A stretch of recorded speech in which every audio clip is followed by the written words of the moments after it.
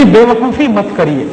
और मैं शायद आपको मालूम नहीं है कि माधुरी दीक्षित की या हेमा मालिनी या कोई भी फिल्मी हीरोइन लक्ष्य से नहीं नहाती, साबुन से नहीं नहाती। तो आप पूछेंगे मुझको कैसे मालूम?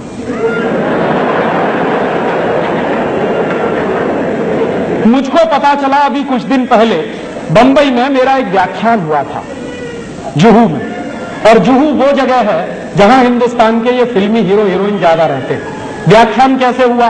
एक कोई फिल्मी हीरो है, उनका नाम है धर्मेंद्र। उन्होंने मेरे व्याख्यान के कैसेट सुने, मेरे व्याख्यान के कुछ 10 कैसेट निकले हैं, तो उन्होंने सुने और उन्होंने तुरंत फोन किया कि मैं राजीव दीक्षित से बात करना चाहता हूं। मैंने कहा मैं बोल रहा हूं। तो कहने लगे आपके 10 कैसेट सुनने के लिए मैंने 10 घंटे गाड़ी चलाई और घर नहीं गया जब तक कैसेट खत्म नहीं हुए। मैंने कहा बहुत अच्छी बात है, क्या लगा आपको? मैं आपका एक व्याख्यान करना चाहता हूं। मैंने कहा जरूर करिए, मैं आऊंगा। क्या आपकी फीस क्या है? मैंने कहा मैं फीस नहीं लेता कभी व्याख्यान के लिए।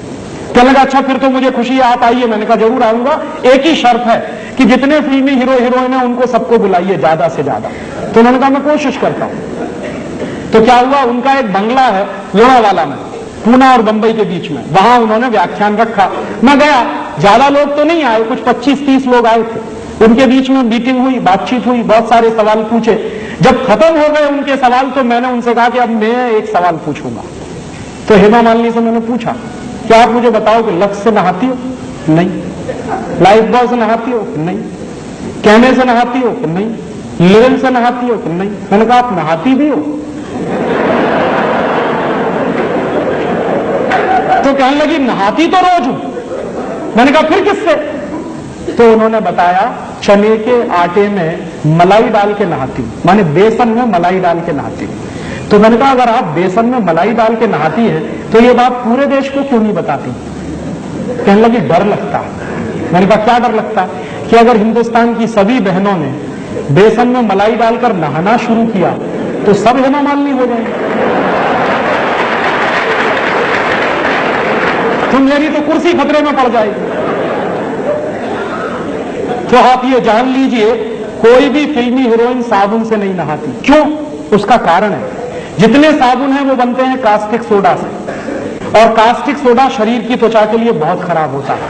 और आप ये चाहें तो प्रयोग करिए, साबुन से नहाइए, नहाने के 20 मिनट के बाद जब आपका शरीर सूख जाए तो नाखून से ऐसे लाइन खींचिए, सफेद रंग की लाइन खींचेगी। और आजकल ठंडी का दिन है, साबुन से नहाइए, 10 मिनट बाद आपका पूरा चेहरा सफेद सफेद हो जाए। क्यों? उसमें जो कास्टिक सोडा है वो आपकी शरीर की त्वचा से चिपक जाता है। चाहे जितना पानी डालिए धुलता नहीं। इसलिए साबुन सबसे रद्दी चीज है। तब आप पूछेंगे बेस्ट क्वालिटी क्या है? बेस्ट क्वालिटी है मुल्तानी मिट्टी। मिलती है अभी भी इस देश में, खरीद लाइए बाजार से। क्या करें उसका? मुल्तानी मिट्टी को दही में डाल दीजिए रात को, या दही की ताक में डाल दीजिए, सवेरे तक एकदम मुलायम हो जाएगी। उसको पेस्ट बनाइए, शरीर पर ऐसे ही लगाइए जैसे साबुन लगाते हैं, और नहा लीजिए गर्म पानी से, एकदम फ्रेश हो जाएंगे आप। दूसरा तरीका, चने का आटा माने बेसन, उसमें मलाई मिलाइए, पेस्ट बनाइए, उसको रगड़िए और उससे नहाइए। तीसरा तरीका, आप जो है अपने घर में ले आइए मसूर की दाल का आटा। मसूर की दाल होती है, उसको पिसवाइए, उसका आटा बनता है, उसमें शहद मिलाइए, मध मिलाइए, और उसका पेस्ट बना के उससे शरीर को लगाइए और गर्म पानी से नहाइए, आपकी स्किन एकदम सॉफ्ट हो जाएगी। चौथा तरीका, मुल्तानी मिट्टी लीजिए, अरीठा का पाउडर लीजिए, शिकाकाई पाउडर लीजिए, तीनों को बराबर बराबर मात्रा में मिलाइए, डिब्बे में बंद करके रखिए। 1 साल तक इसका कुछ नहीं बिगड़ता। नहाने के 20 मिनट पहले 1 चम्मच पाउडर 1 गिलास पानी में डाल दीजिए और उस पानी से पहले सिर के बाल धो लीजिए।